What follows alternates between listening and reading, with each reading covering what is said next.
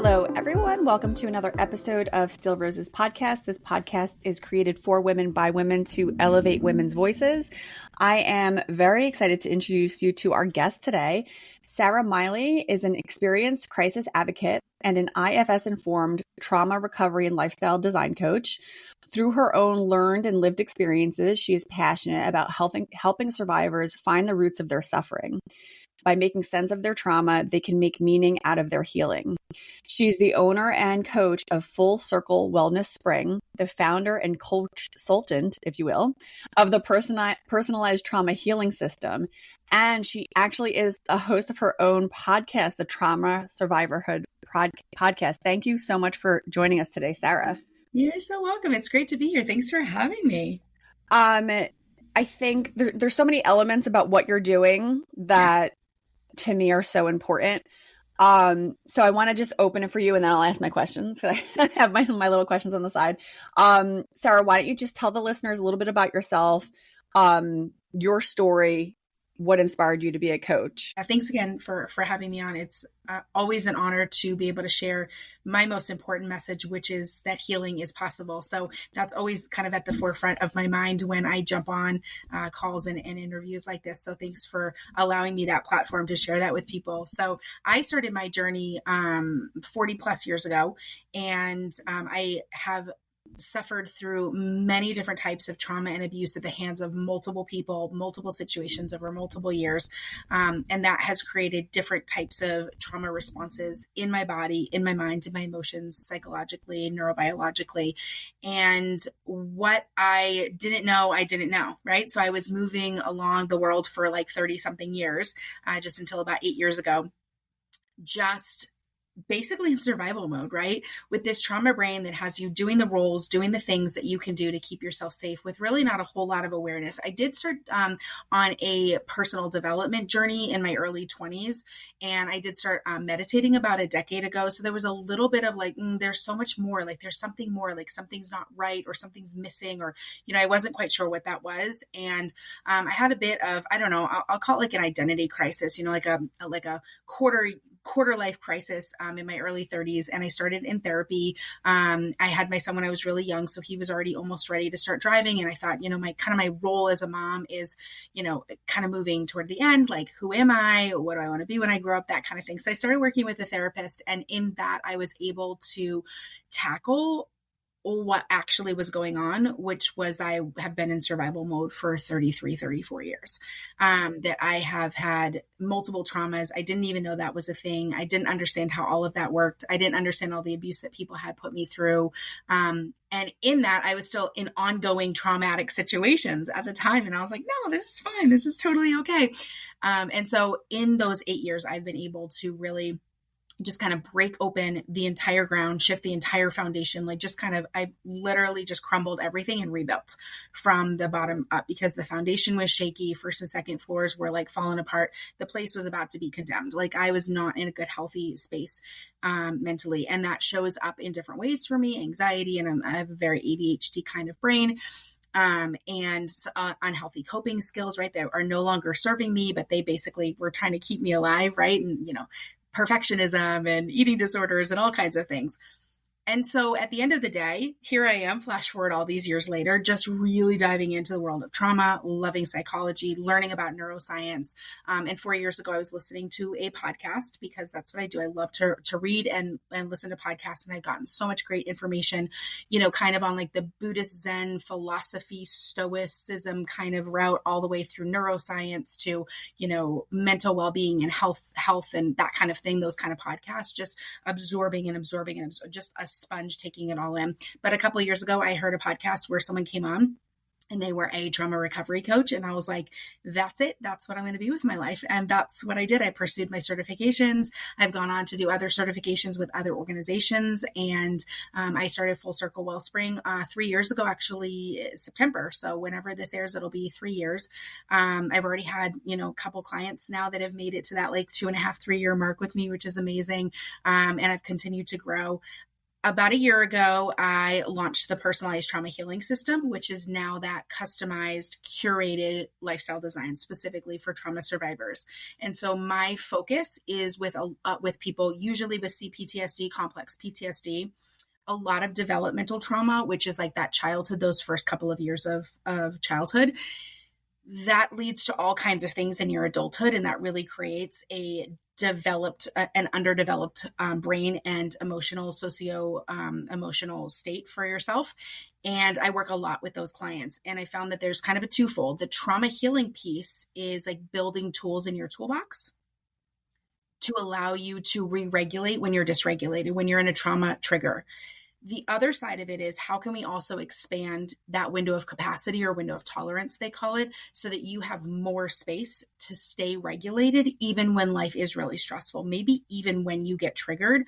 And the expansion of that window is possible via lifestyle design, really curating and creating a space for yourself that feels safe, healthy sleep, healthy sex health, healthy family relationships, cutting off contact, bringing in contact if you're isolated, finding social relationships that work for you, doing a career that brings you joy, financial health, financial planning, finding that stability. And the goal there is to bring more thriving while you're now surviving, while you're in that space and you're still healing, because this journey doesn't end. So I like to I'm now mixing the two of them with my clients' trauma healing and lifestyle design so that we're covering both during regulated times, expanding it. And then when we're dysregulated, learning how to regulate and just how to relate to people and how to move forward in your own healing and find more joy. So yeah, that's my mission. I love everything you said because there's a few elements there that I want to highlight. So one of them is that this is not like overnight. You don't have one counseling session or one coaching session and that's it, you're cured. Like I don't see it as like anything related to mental health. I don't see it as like a quote unquote cure. You find your own path to being able to better manage and respond. And I think you mentioned it like how to better deal with your triggers. Like the triggers are going to be there and you have unfortunately like experienced trauma. And to be fair, I think everyone has had some trauma. Everyone that I speak to and a lot of the guests that come onto the podcast, like there is always a background story, which is actually the premise for the podcast. We all have a story to share here.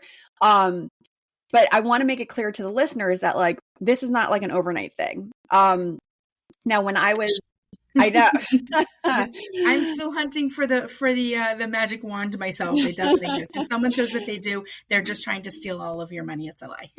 Well, thank you for that because there's all that so there's like so much out there, right? Like there's everyone's a coach now, right? Everyone has expertise. I had somebody that a podcast colleague that she gave up podcasting. She dropped it. And the reason why she dropped it was she was going through some stuff and it is hard to like run your own podcast and to really try to create a brand. Like there's a lot to it. Yeah. She was getting really frustrated. She tapped into the wrong person for support. She paid this person, about $500 or so to help her get over a hump with her podcast and gain more listeners. And the person came back around, supposedly a marketing expert person, and gave her just horrible out of the gate, like information. And she just kind of, she stopped after that because it just wasn't. So that's number one here is like, Sarah's obviously certified. She knows what she's talking about. She's been through it and she's working to help other people through their healing journey. You have to find the right people because there's so many people out there that are touting themselves as experts, but they're really not. So that's number one is finding like the good information. So in this podcast description, in the episode description here, I'm going to link to all of Sarah's information because if you are really looking for support, which I highly, highly recommend, go to somebody who is a legitimate person. So that's Sarah's here. We want to spread this message. So that's out of the gate, right? And then the amount of time it takes. There's no quote for that. Right. Yeah. I'll answer both of those because they're both great. So for someone who has had maybe more acute traumas, maybe some, some things where they feel like they've really moved forward, right? because I think you're right. Like everybody's had a little bit of something, right? In fact, now that we've all made it through a pandemic, we technically all went through a giant global trauma, right? If you're able to kind of move forward, something like a business coach, an executive coach, or even a life coach, there's nothing wrong with that. The trouble comes if they're not trauma trained. And here's a good example that I give about life coaches, because this is something that a life coach is called and hired for like a 12, a 3-month or a 12-week kind of session for someone. It's like their wedding's coming up and they want to lose some weight. And so a life coach is great to come up, design a plan, help you get connected to whoever on your insurance is allowed for, nutrition or wellness or whatever, get you a gym membership, accountability, right? Like get a vision board. Let's talk about this. What's reasonable for you? That's great. The buck can stop there, no problem. And that works for a lot of people. If you grew up in dysfunction and chaos in your family, your wedding day is probably going to be one of the most stressful days of your life. Maybe you couldn't invite some people. Maybe some people you felt obligated to invite. There's going to be a fight. This person's not speaking to this person. You're worried that so-and-so is going to get drunk and this person's going to sleep with this person. It's going to be a mess, right? Because there's just dysfunction breeds dysfunctions, right? So weddings, funerals, birthdays, holidays, trauma survivors coming from a traumatic family, especially in their childhood, holidays and all that kind of stuff are mayhem. So she wants to lose weight, but her coping skill is a binge eating disorder. Okay. If she doesn't disclose that, because the relationship with the life coach isn't going to disclose that, maybe she's even doing it disassociatively and she doesn't even realize how much she's binging to try to cope to get through this wedding. She's not going to see the results with that life coach that she wants to. And if a life coach doesn't understand the trauma behind what's happening, and they haven't built a relationship yet over those 12 weeks where she's able to really tell her what's going on, that life coach is now going to feel like they couldn't get them over the hump. And they're like, they don't even know what the hump is, right? And so people who are even coaches that can have some trauma-informed business practices, that's a whole different thing than being trauma trained and understanding what's going on in the brain, in the nervous system, what's happening with coping skills. Because at that point, now we're coaching you through that. And my lifestyle design looks a lot like life coaching, right? So say you want to work on saving money, you're working up for retirement and you've had like a really, bad marriage and you ended up leaving your spouse and you have absolutely nothing, but you need to rebuild and you're almost in your 60s and you've got nothing for retirement. You want to start budgeting. There's going to be a bunch of stuff that comes up, right? Like if you were under financial control and power from your spouse for all those years, if they used it against you, if they manipulated you with it, like finding wealth is actually going to be scary for you. You actually are going to reject that. Even if I helped you get it tomorrow, your brain's going to go, that's not safe, right? And so there's so much to being trauma trained.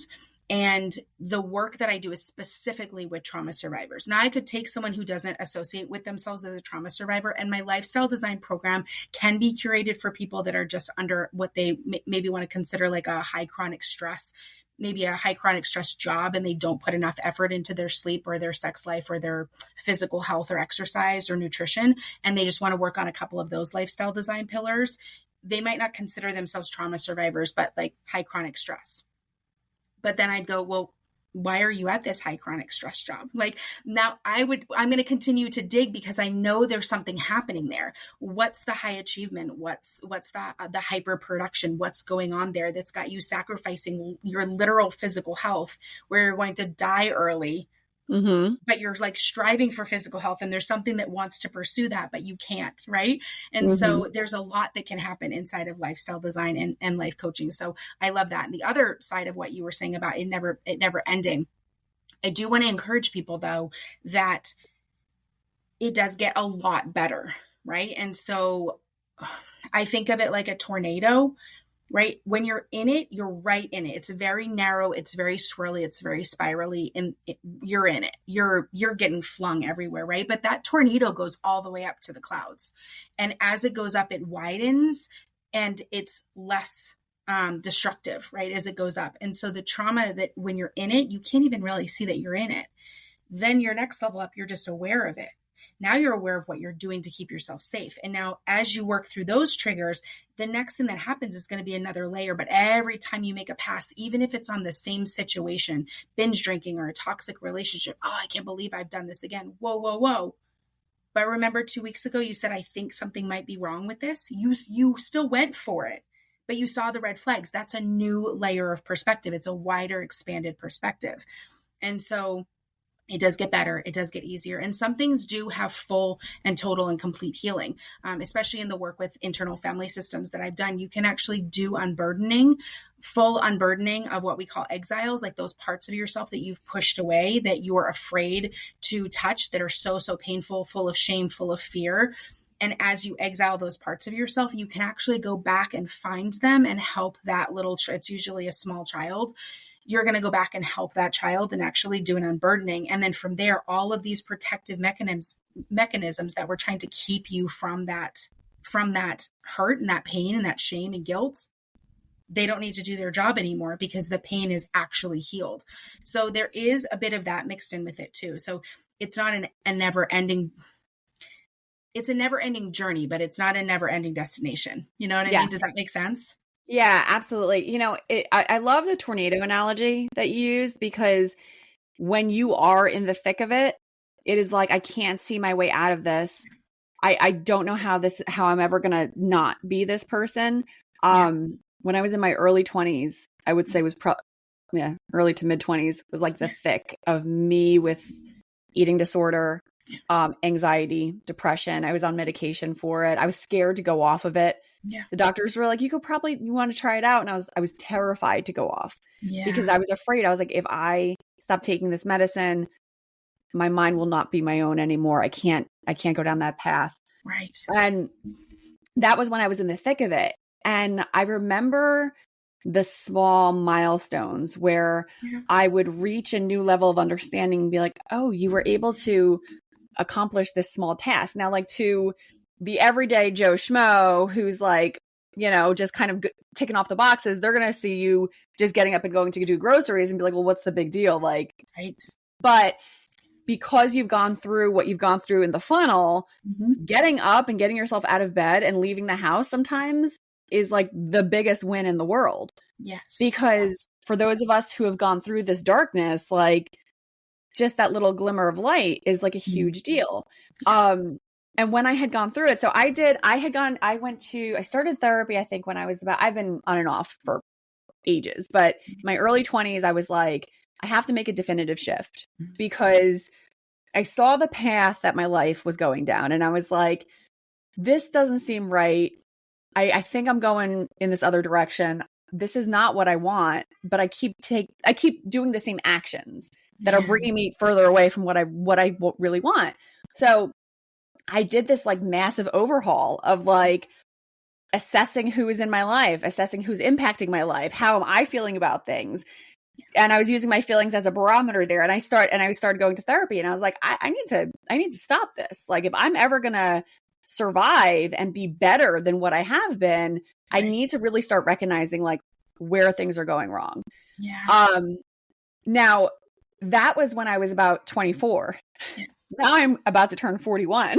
Yeah. And I'm like, it's still on this journey, because while that was a very dark time to survive it, I leaned into my ego, like my internal ego, and control was like a big thing for me. Yep. Yeah. And you mentioned that, like, you kind of have to release it. Sarah, I didn't really realize how much I was leaning on needing to control everything until about 3 years ago. Yeah. Yeah. And once you see it, you can't unsee it. Now you've got to do something about it. But you know what? Think of all of the other moments too, before that control thing 3 years ago, all the other moments that you had the aha realizations and were like, I need to change this, or this didn't work again, or, oh, this toxic relationship turned out the same way as the last one. And each time you get an awareness about something, now you can do something. And that's where we say, like, you know, trauma is not your fault. Like, what happened to you, you could not have done anything to have possibly deserved what happened to you. Good, bad, indifferent, and ugly, right? But the healing portion is your responsibility. And then the next step is finding the awareness, because you can't really be responsible for something that you're not actually aware of, right? And so this is where if you can have some healthy friends in your life that can kind of speak into you, like someone might have been able to point it out to you. Now, you might have not been ready to actually accept it, but at least you would have been hearing it from multiple people, right? If you were entering into like a toxic relationship, right? I'm just kind of picking on toxic relationships today, but if you have some friends or family that you can trust, or a therapist that you're working with who's going to go, wait a minute, whoa, can we take a breath? Let's take a beat here, because I'm seeing red flags, right? Yeah. What's going on? What are you actually searching for here? What do you need this for, right? Now you're going, there's going to be a split second of self-reflection. It might not land right then, but it's going to get stored. And eventually that's going to land. And then once it lands and you're like, oh my God, I'm doing that thing again. Now you are responsible to work, especially if it's a type of coping mechanism that is injurious to other people emotionally or physically or psychologically, right? Some of my clients are like, I really have gotten really good at manipulating people, and I don't want to be that way, right? And then there's some people that are like serious self-harm and internalization, and like, the use of drugs and alcohol, all of these things are very co-current with trauma. And it's like, that's still injurious for yourself, right? And there's lack of self-worth there that's happening. That's why you can keep doing it, right? Someone who has more self-confidence, but like maybe more rage, they're going to tend to be more externalized, and they're going to kind of end up hurting other people. But people that are struggling with their own self-worth and self-confidence, it just makes it easier for them to self-harm, right, for themselves. And this can even look like something like perfectionism, which is in the IFS world, we would call that one a manager rather than a firefighter. It's still a protective mechanism, because you're trying to control, or perfectionism, you're micromanaging yourself. You've got a little OCD about, squirreling away money. And that's because of a marriage that you had 20 years ago. It's not a thing you have to do anymore, but you're still doing it. And it's to keep you from touching that pain that hurt you so long ago. And like I said, if you're able to heal that pain, that protector will be able to relax quite a bit, but you can even get to know that protector, get to learn, why is it doing this job? What does it need to be a little bit less intense? Like, is this something, because there's nothing wrong with wanting to do a really good job, like perfectionism, right? Perfectionism is the extreme, right? And apathy would be the other extreme. And somewhere there's a nice healthy balance of saying, I'm going to put my whole heart into this, but I'm also going to say no to that project because that one doesn't even excite me. But this one I'm going to work really hard at, and that's the end of it, rather than saying yes to everything and having to do everything perfect. And then you end up burning out, which is a type of self-injurious behavior. Eating disorders can be like that as well, whether you mean to or not. If it's injuring yourself and you're continuing to do it, that's a coping skill. You've gone too far on that spectrum. You can pull it back though. We don't have to be quite as intense. We can just do a really good job, but we don't need to kill ourselves for it. That's part of healing, is just kind of pulling back. We don't have to get rid of all of these protectors. Right. You're calming down of them because they're not so afraid that you're going to get hurt. And that's part of what we call building a self-to-part relationship. Just getting to know what these protectors are doing for you and why they're doing it. If they can learn to get to know you and you them, and you can build some trust so they can trust that you're in charge, that you're in the driver's seat, you're driving that bus, they'll be able to relax a little bit. And that's super helpful, because that moves mountains out of your way.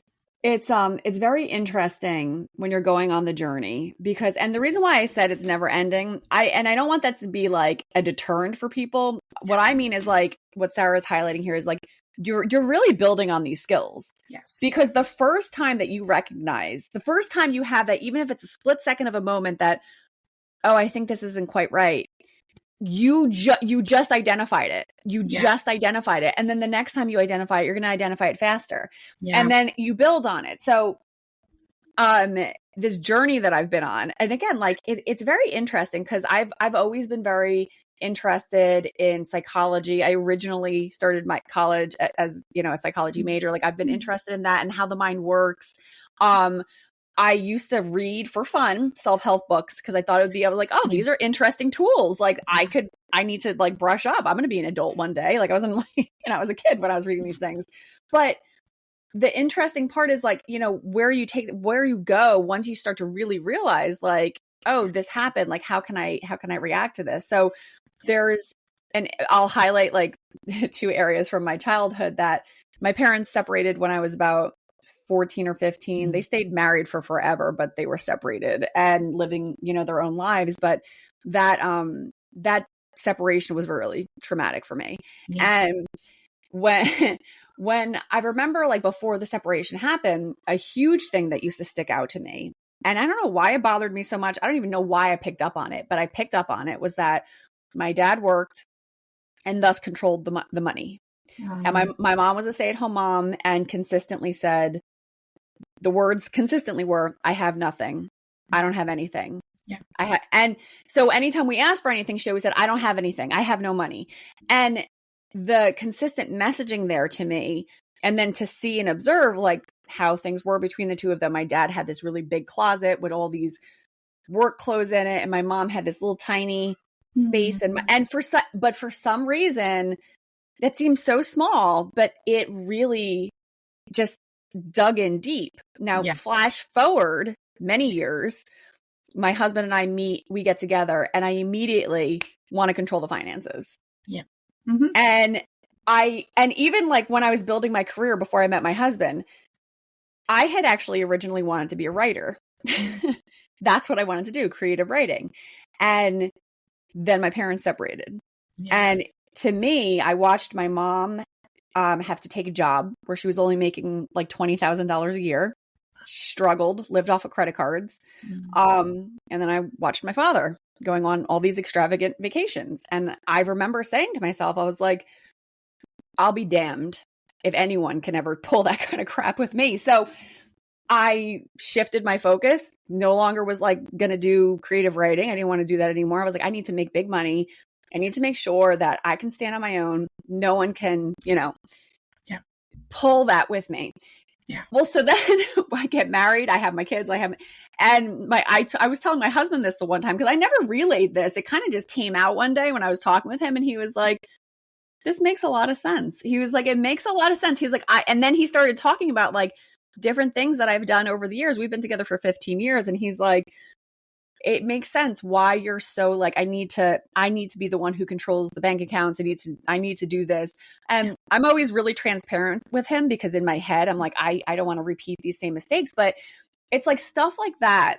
If you really sit and think about it and self-reflect, like I'm really big, like I am a big advocate of like, we're always growing. We're always learning. Everyone has trauma. You actually you want to do better than what your parents did or how you grew up. Like start to recognize, this is what happened. This was me. How can I do this better? Yeah, absolutely. So what you're talking about there, like really lays in really well with IFS, with parts work, right? So internal family systems, there was a part right there, that part that said, I will be damned if I let this happen to me. That was a part that developed for you. Yeah. In another person under your exact same circumstances, their part might have gone, I guess this is just the path that's laid out for me. Just because you're noticing gender roles, right? So if you're the female, you could have easily gone that way, right? And it's more of a, this is my lot in life. There's probably some underlying shame. There's probably a lot of sadness and grief on that part. And so it hurts so much. But then your part's like, I'm going to protect that pain. We're going to make it easy to float through this. This is just admit it. This is what you deserve. This is who you are. This is what's going to happen with you. And you know what? As long as you've got a man to take care of you, you're going to feel secure. That's what that part would have done. All of those protective layers would have done that.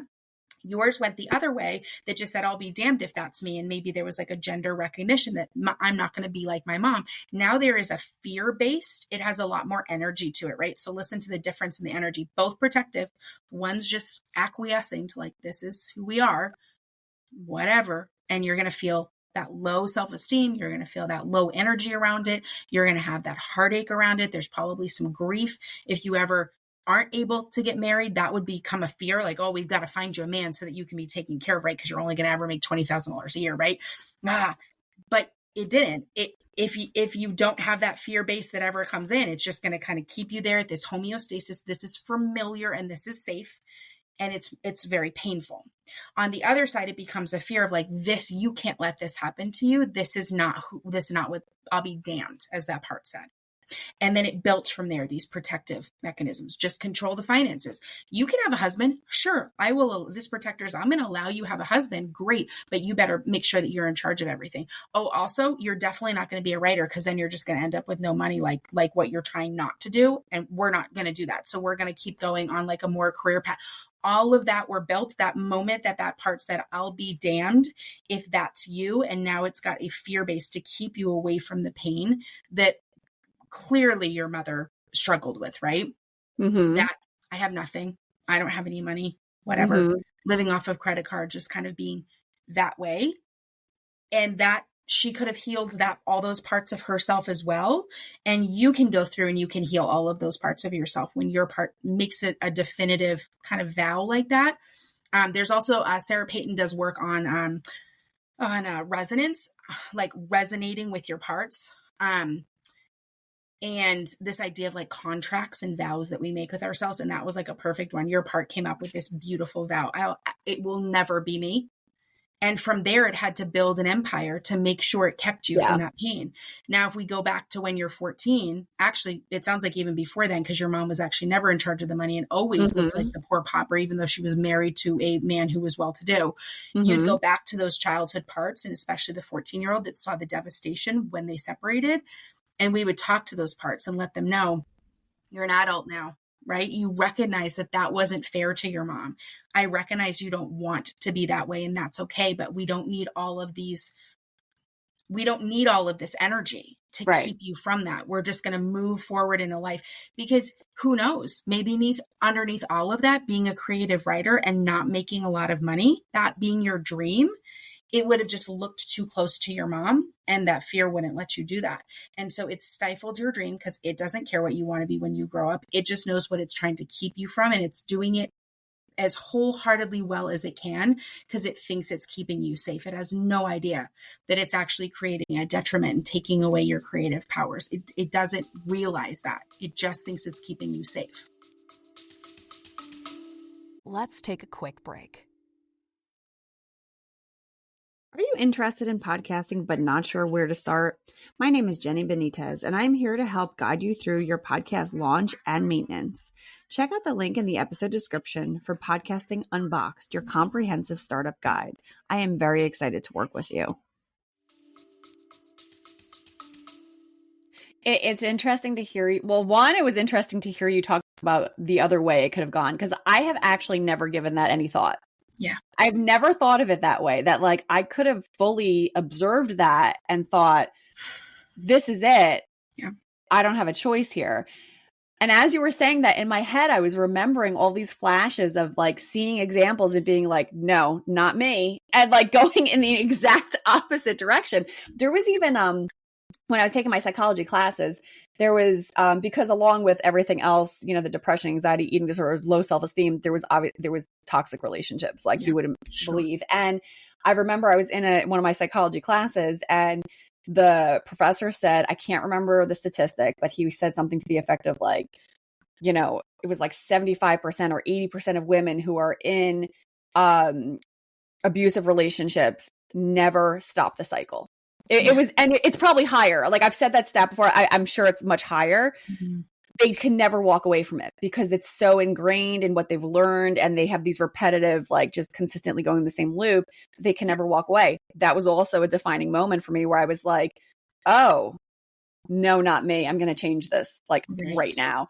Right. So the past few years, when I realized what I was doing with the control, which was an epiphany, which is crazy to say it now because I'm like, this is so obvious. But when I realized what was going on with the control factor, it's literally taking me the past like 3.5 years or so to make these little adjustments to my everyday thinking. And one of the biggest ones is like literally just asking for help or saying, no, I can't do that. I can't do, I need help here. Yeah.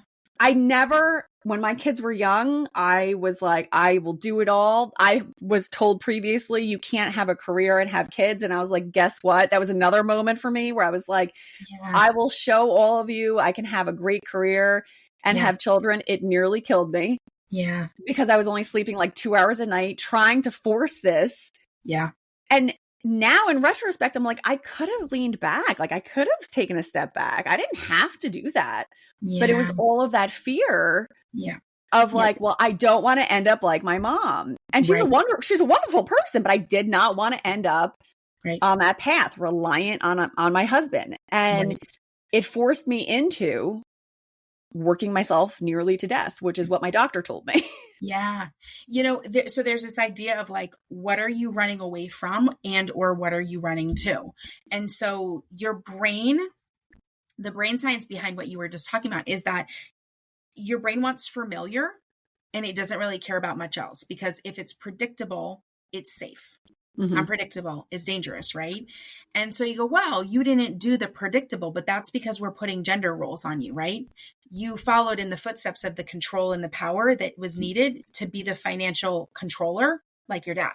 It still was something that it was available to your brain because you watched your dad do that and lord that over your mom so that your mom didn't have anything, right? And now maybe you didn't treat your spouse as crappy about it, but the mechanism was still there that as long as you have this control here, like your dad did, then you'll be safe. And so you wouldn't have just come up with any other kind of scheme, because you have to kind of your parts are pulling from what they know of the brain and what's familiar. And so if you had gone the path of your mom, then now you're sitting in the familiar of, this is just what women do. This is just how it is. This is just, it's okay because this is safe and familiar, and branching out for that. That's what I was saying with like lifestyle design. If you're working on a pillar like finances and you haven't ever seen healthy finances, especially in a partnership, but I mean, someone who's coming from poverty or someone whose parents lorded money over them, right? They had all the money, but like you had to be the most compliant human being in the world. You couldn't even have any fun. Otherwise, they would cut you off or kick you out, or they're not paying for college and they're not going to pay for your wedding, right? And that became a tool. Having money might be the thing that's most scary to you, or flip, not having money might be the most scary thing to you, right? It's really what your parts just decide is going to be the best path. And the parts are super strong because they've been doing this for years and years and years. And FYI, when you get in there with IFS, your parts are almost, not all of them, because some of them are very proud of what they've done. And some of them are like, I will not give this up. And they're very, very stubborn. And it takes a while to get to know them a little bit better before they even show you. You have to get the protectors, in the modality, you have to get the protector's permission to get to the exile and to be able to have contact and work with the actual child who holds the pain. But that can take a while, right? And sometimes it happens all in one session. I mean, I can sit down with someone and in 45 minutes, we might have totally had a full unburdening of the exile, and all three of the protectors are now cool and chill, right? It doesn't always happen like that, of course. But, as your protective mechanisms build and build and build, and you ask them, why are you doing this job? Then you ask them, well, do you want to do this job? And when you get to see, they're exhausted and they're tired, and they're like, especially if they don't know how old you are. So you actually are talking to a part. You're having communication to them, and you can ask them, how old do you think I am? So say they're 3. They think that you're like 8, and you're like, no, I'm 41. And they're like, oh my God, I'm still doing this. I can't I'm tired. And they want to go rest. Now, some parts after the exile has had an unburdening, or the part has just had a realization that they can trust you, sometimes they want to do another job. They have a lot of energy, but they're like, well, how can we shift this, right? Like a critic might become more of like a cheerleader. This part of control might just be there to let you know, hey, remember to pay the bills. Like that's still a good, healthy thing. Can I just help you and remind that, like, we really should work on your credit, not in a controlling way. I'm not going to be super intense. I'm not freaking out, but like, can I help you like do stuff like that? Can I give you, some tools in that way? And your protector might want to still, a lot of them just want to go take a nap. They'll go take a rest. They want to go lounge at the beach. They're done. They're exhausted and they're over it. So if they find healing, they're like, bye, see you later. You got this now? Cool. Thanks. I'm out. I've seen that over and over between my parts and my clients' parts, just over and over and over, because they're tired. And you're like, yeah, I'm really tired of doing this. I don't want to keep doing this, but it's the only way you know how until you know another way. And that's why you just have to keep moving and keep moving. One of my favorite quotes is Dr. Maya Angelou says, always do your best until you know better, then do better. Right. And so we're the version of ourselves that's the best we're going to be. And we're all still, hopefully, if you're doing your work and you're healing and you're growing and you're doing personal development, you're in therapy, you're in coaching, you're moving into mindfulness and awareness, you're getting better. And so the next day and the next day and the next day, you're going to be showing up better for yourself and better for others and better for the world as a whole. And if everybody were collectively doing that, we might have peace in the Middle East. But for right now, there's just everybody's in like trauma responses. So keep going, never stop. Healing is available and healing is possible. It doesn't mean that everyone is going to buy into that. It doesn't mean everybody's going to sit down at the table. It doesn't mean everybody's going to take a bite of the food. But it's there. It is available and an option and possible for every single human being, no matter what kind of trauma and like just degradation, abuse, just, infant sexual assault abuse, like anything is actually possible. I've seen it. I've heard it on my podcast. I talk to so many survivors with stories that, some people would want to put a trigger warning on some of them. Yeah, absolutely not. It's called the Trauma Survivorhood. We're going to talk about abuse. We're going to talk about some horrible things. And it's like, if you can make it to the other side, and a lot of times when you make it to the other side, you look back and you're like, I want to help other people because now I know all this stuff. And that's where I found my life to be, I'm glad you phrased everything the way you're phrasing it, because there's so many elements to it and there's so many different kinds of trauma. Yes. Because it runs the gamut. Like when I refer to like childhood trauma, like I just recently, like I've been reading up on things and touching on things that showed like, if you experienced, I forget, there was like a list of like all these family traits. And it was, and it was like, oh, if you experienced this growing up, like, guess what? Like you actually grew up in a toxic household. And I ticked off like almost half of the things. And I was like, oh my God. And then it also made me take a pause, Sarah, and be like, what am I doing at home? Like, cause I have 3 kids. So I'm like, how am I, like my husband went through trauma, like significant abuse trauma, like physical abuse when he was growing up. I had more mental trauma. Yes. Mm-hmm. And when we came together and we started having kids, we both decided, like I have to tell you, I gave him such props because I didn't even know the extent of the trauma that he had gone through. And he shared it with me and I was shocked because I know his parents and I'm close with them and you would never guess it today. But guess what? 30 years ago, how old is he? 40 years ago, this is how they were. Yeah. And it really affected him. And he was very violent when he was growing up and he was very, addicted to substances and all the things because of what he went through. Yeah. With Sarah, I was shocked when I found out about this because he is such a caring, loving father. Yeah.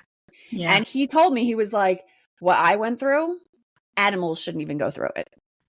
And so he flipped it. And so when we got married and we started having kids, when we had kids and then got married, we were very vocal to each other about like making sure we're stopping the pattern. Yeah. What can we do to do this a little bit better? And he will call me out on things like something that, a toxic trait that my mom used to do. Yeah. She would bottle everything up and then like once a month explode. Yeah. And then once all the steam was let out, she'd put the top back on, laugh it off, never talk about it. We would wait another 4 weeks for it. I did not realize I was doing that exact same thing until my husband said, oh, I was telling him about my mom. And he goes, you do that. And I was like, what are you talking about? And he was like, no, you do that. You just did it. And he like pointed it out. And I was like, oh my God. So, there's so much to it. And I know like I went on a little bit like a different direction there, but there's so many elements to it that in your daily life, you're going to start to recognize stuff. For the listeners who are hearing this and hearing this discussion, if they're listening and saying to themselves, like, you know what, I think I do have something, or I think I'd like to start looking into things, like where's a good, obviously I'm going to point everyone to your website. I want them to go there as a source of truth. Yeah. What can people start doing now? Like they're going to listen to the episode. What's a good first step for someone who doesn't know anything about how to do this stuff? How to navigate. Yeah, for sure. How to navigate. Yeah. Here's the thing. It is a really big step to get started, especially if you've had a lot of relational trauma, because it can be really hard to trust people. right? And so that alone is going to be a giant step. So I commend anyone who's even considering it, right? To move forward and to actually say, I want to explore this more. So some of the steps they can do is first take a deep breath, like allow yourself to sit in this moment of going, I might have had some trauma. I might have some stuff that maybe are some protective parts that might need some healing. Just take a minute, just take a beat and just acknowledge that, because that new awareness that came out from what Jenny and I have been talking about, that alone can be a big aha moment, and your system might get a little frenzied. So calm down for just a moment and take a breath. Honor yourself. If you're feeling that in your gut, honor yourself by moving forward in some way. And so here's what I'll recommend to people. I'm not everybody's bread and butter, whatever that sugar and butter. What's that phrase? I'm not everybody's. In my head, I was cup of tea, but go on. We're not everybody's cup of tea. Thanks. We're going to use that one. I don't know where I got bread and butter, but so because of that, I want people to have a place where they can reach out so I can help them find someone who might, right? I'm obviously a little bit higher energy, right? I'm using my hands if people are watching later when you do some socials of this, but even while I'm talking, right? I'm just a higher energy person.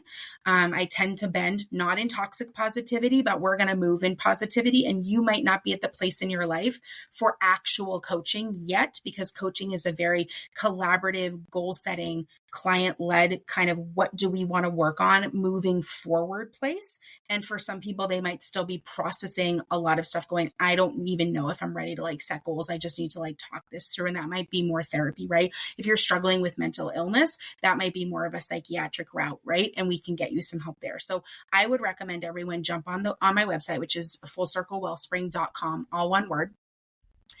On there, a couple of things. Down the bottom right in the little corner, there's a little gift box. You can click on that and you can get a nice PDF that will talk about nervous system regulation. And it's just a bunch of tips and tricks and techniques and explaining a little bit about the autonomic nervous system and why we can self-regulate. And then there's some tools for just little daily practices or little things, even as a rescue if you're feeling dysregulated. Number one, because I think everyone should have that in their toolbox. You can email me and just say, hey, I heard you. And I don't think that you're the right one to work with, but like, give me a little bit about your situation and what you're looking for. And then I can get you some resources. I have a resource page on my website. And then I offer a 30-minute free consult. So we can sit down and we can chat about if you think I might be right for you to move forward. We just kind of meet together, see if I'm going to be the right way to support you and to serve you in the needs that you currently have. And then the other thing I'd recommend on the personalized trauma healing system page, there's a free personal assessment for where you're at in your lifestyle design. And it's kind of based on it's small, maybe it takes 4 or 5 minutes to do. And it just kind of gives me an idea of where you're at currently. And then I can reach out to you because like you put in your email. So I can reach out to you and give you some ideas of what might be some next good steps for you. So that's like a lot of options, but I would just say everything's right there on fullcirclewellspring.com just to give them some tools and some starters. But my goal is to resource people, and it will always be my mission. That's how the PTHS system has come about, is because I love resourcing. And so I don't want to be everyone's resource. I don't have space for 1 million more clients. In fact, right now, I've only got another couple of them for this quarter that I can even take on. But I will resource you all day long, and I will do it for free, and I will do it happily. So feel free to reach out to me. Sarah, that's a tremendous service that you're providing to people, because it is, and actually as you were chatting, I'm thinking to myself, I'm like, yeah, like I love that there's a personal assessment on the website that you could access. I literally jotted it down so I could be like, let me put my stuff in there, because it's hard to even determine sometimes. Like I've been on this journey for 20 plus years. I've been trying to figure out like the steps that I'm taking. Am I doing this right? And am I healing properly? And it's hard to navigate your way through that. So linking up with somebody like yourself, even if you said you're not the right person, you'll help them get to the right person, which is huge. It's a huge deal. Sarah, I greatly appreciate you coming on this podcast. really Thanks and sharing. for calling me, Jenny. Yeah, This oh my is really gosh. great conversation. And thanks for being so vulnerable and sharing your story with your listeners. That helps them to connect more to you and to know that you're a source of what you know what you're talking about because you've been there also. And that is so that there's so much healing in having a mutual connection with people. So thank you for sharing your story. Thank you for having me on. I've loved it. I appreciate that. Thank you so much. Listeners, thank you for being with us today, and we'll catch you on the next one. Bye. Bye, everybody. Take care.